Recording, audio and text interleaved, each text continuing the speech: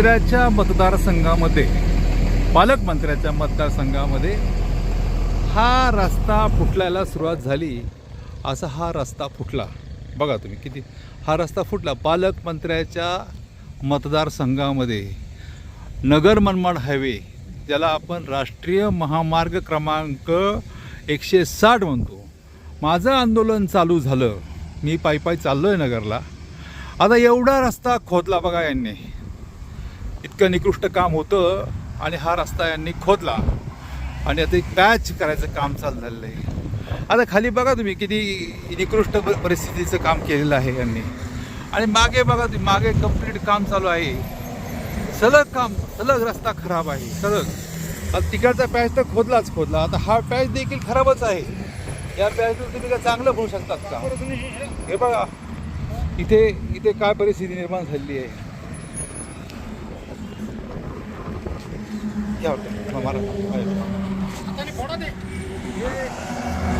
हे डांबर आहे. हे डांबर, हा डांबराचा तुकडा आहे. हा फोड बघा.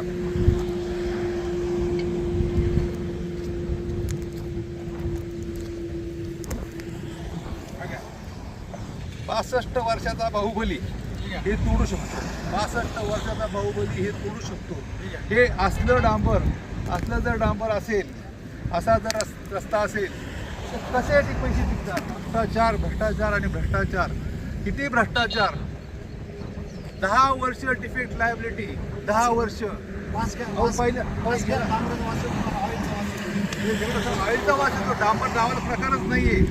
हे बघा, जे तुकडे होत आहेत डांबराचे, तुकडे होत आहेत. किती तुकडे होत आहेत? आनंदाची गोष्ट सांगतो तुम्हाला.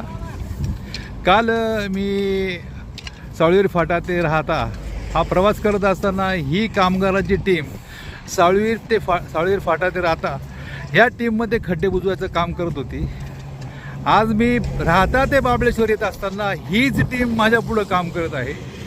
मला खड्डेयुक्त रस्ता सापडू नये म्हणून हे घाईने काम करत आहेत. बघा तुम्ही, या माऊली डांबर तोडत आहेत. बघा तुम्ही, काढा माऊली, काढा.